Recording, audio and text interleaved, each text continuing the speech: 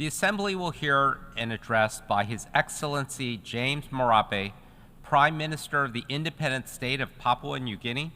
I request protocol to escort His Excellency and invite him to address the Assembly.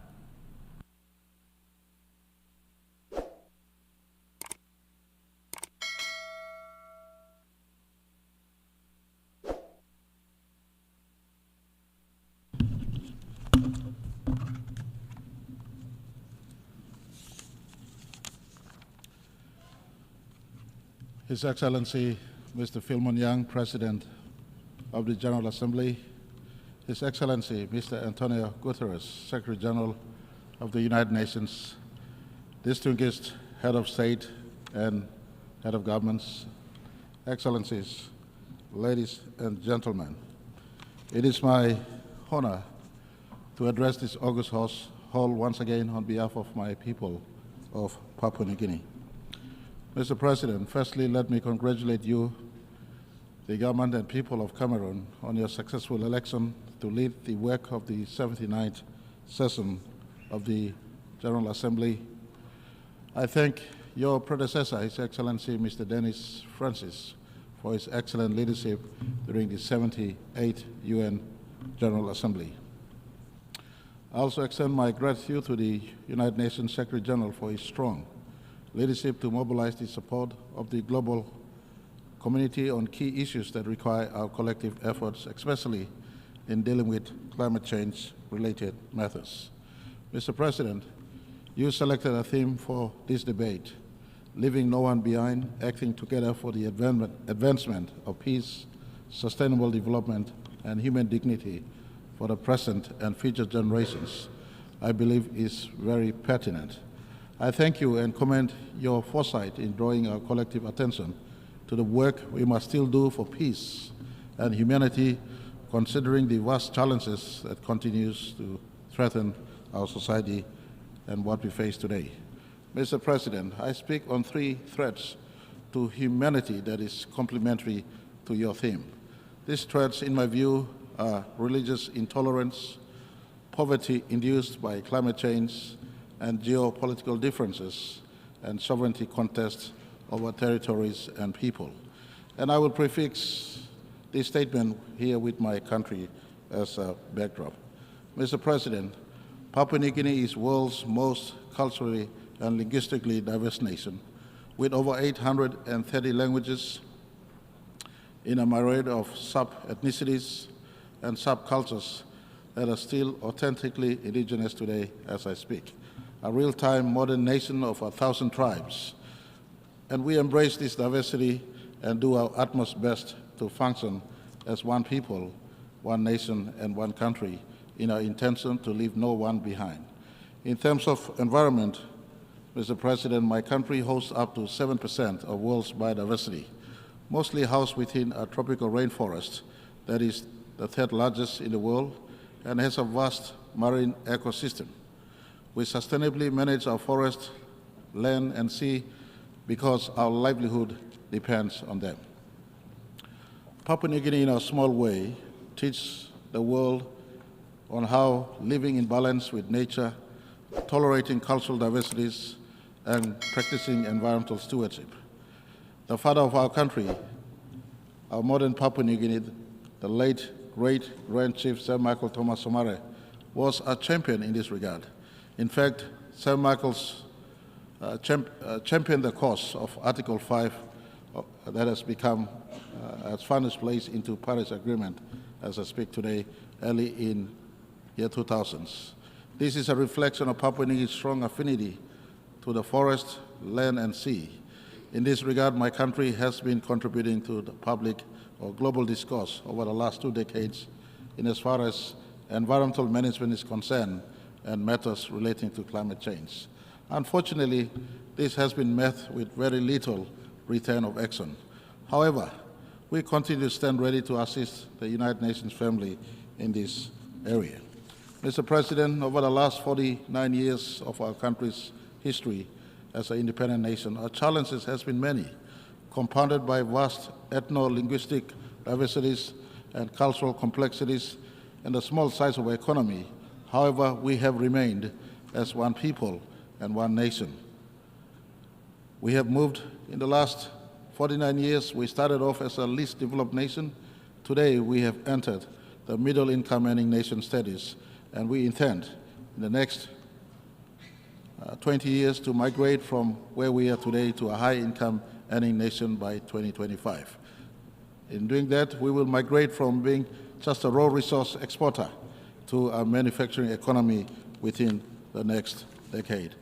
Mr. President, I want to assure you all that all this is being done in total alignment, and we have aligned our development agendas to the United Nations Charter, especially consistent with the 17 Sustainable Development Goals of the United Nations. Our aspirations mirror that of this august institution.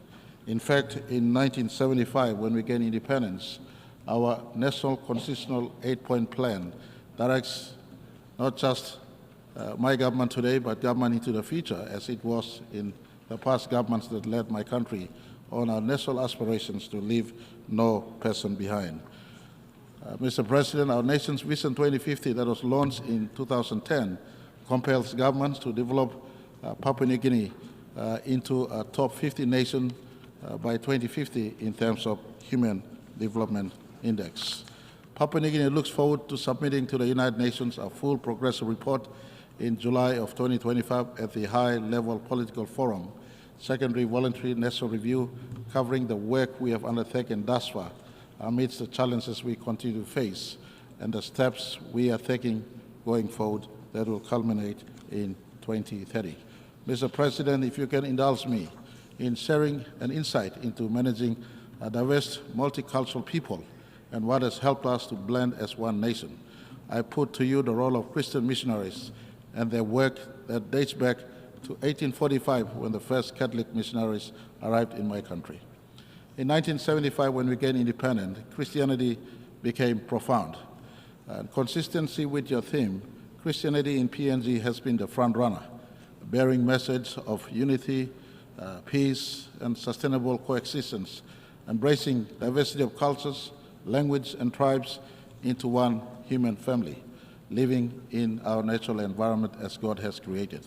Since then, Christian churches have contributed immensely to our country's development through their health and education programs. Real Christianity teaches love, peace, unity, forgiveness, giving meaning to leaving no person behind. Whilst PNG is identified as a Christian nation, Mr. President, I want to assure you and all who are listening that Section 45 of our nation's Constitution protects individuals' right to choose and practice of faith and religion. We subscribe strongly to Article 18 of the Universal Declaration of Human Rights on freedom of thought, conscience, and religion. United Nations has been the anchor of this God-given right of humanity. And I offer my country's support to the protection of individuals' choice and rights to practice their faith, and urge that this remains a key duty of United Nations. Mr. President, since the dawn of humanity, history teaches us that many wars have been fought and many lives lost as a result of religious intolerance. We see that happening today. As history is stained with blood of innocent people who have died from state, tribe, or church-sanctioned killings.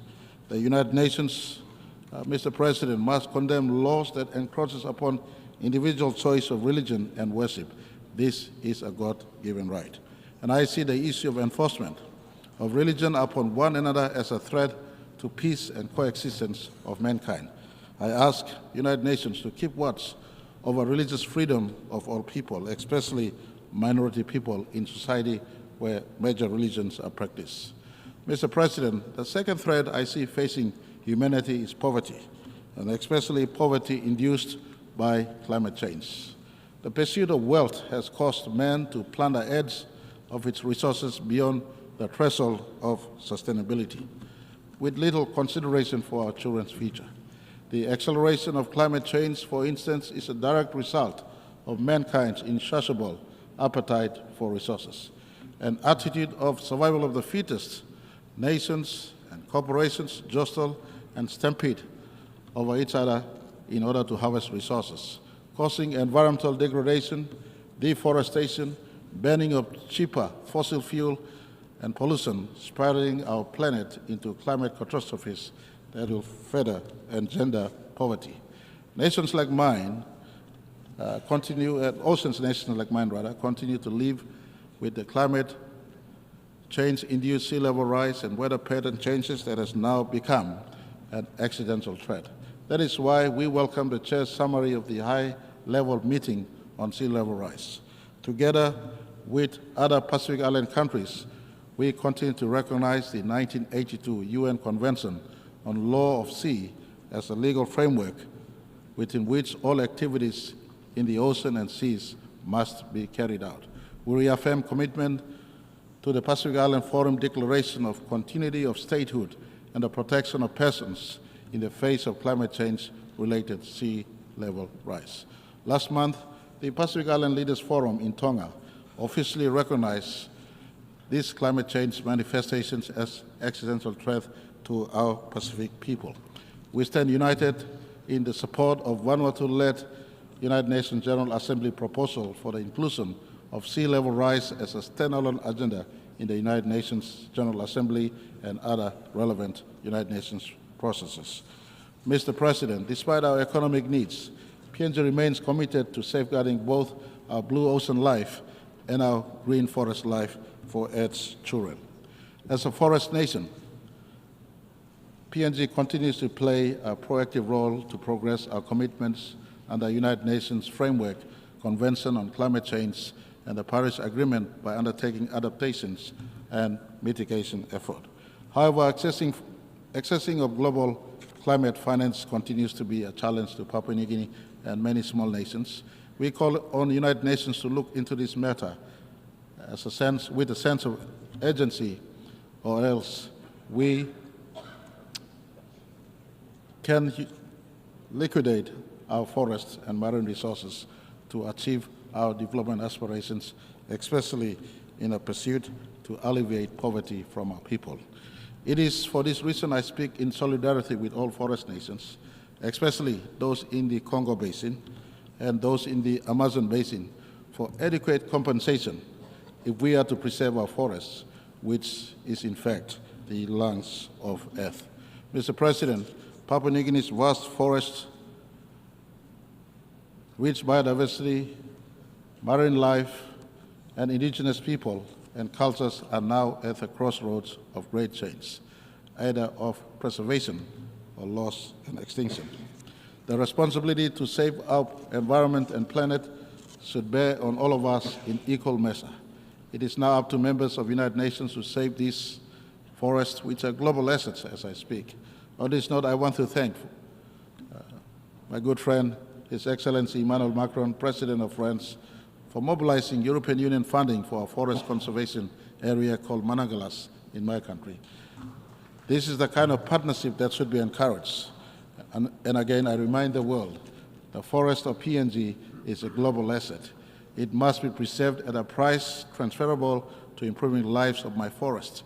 You cannot talk about climate change without conversation on forestry. They are the two sides to the same coin in conversations on climate change.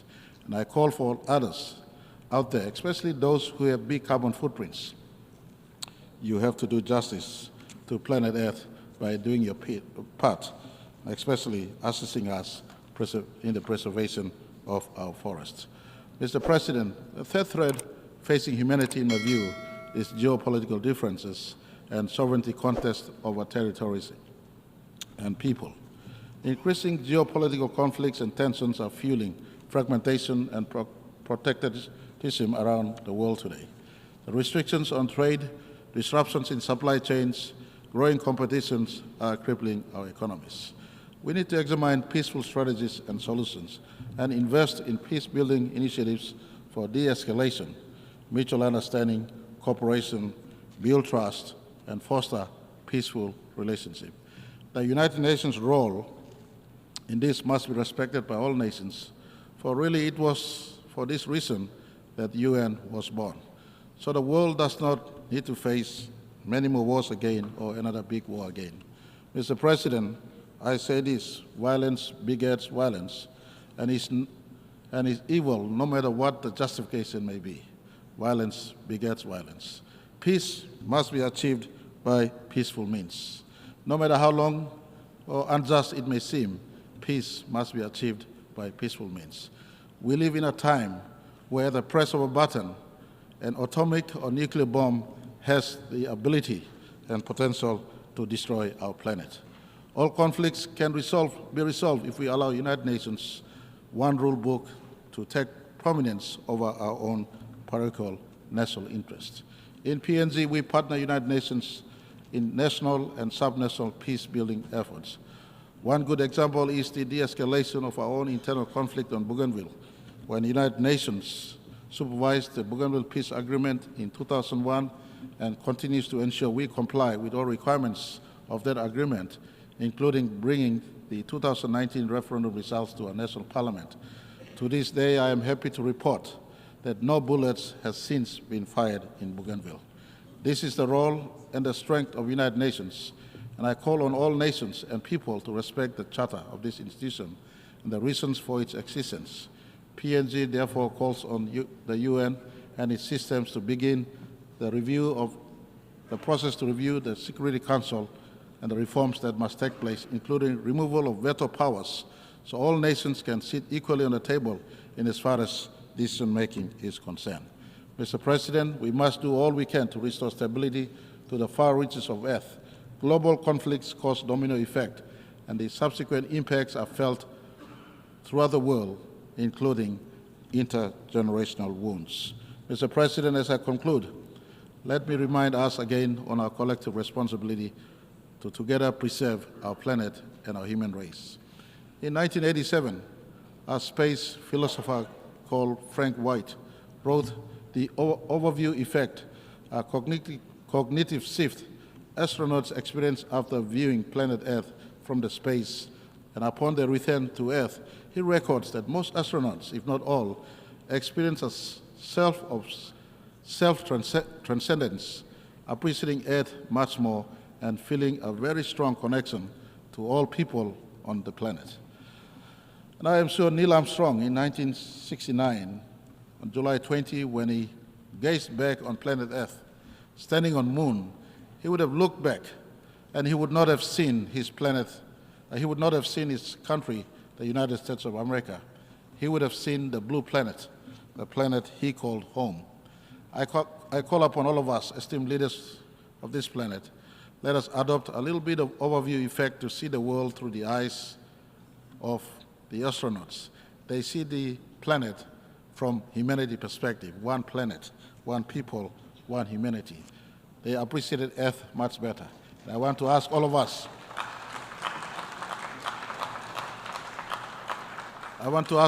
all leaders of planet Earth, let us appreciate Earth. Let us treasure its life-sustaining gifts. Let us do everything within our means to preserve and protect planet Earth. It starts with all of us, leaders, to think and act correctly, because our children's collective future depend on this one.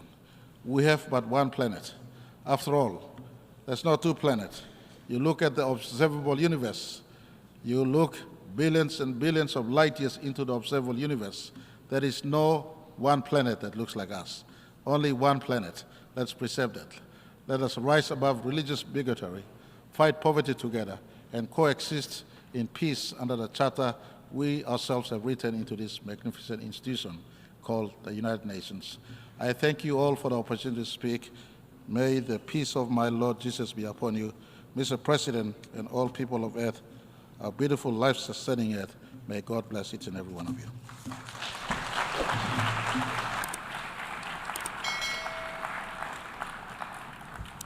On behalf of the Assembly, I wish to thank the Prime Minister of the Independent State of Papua New Guinea.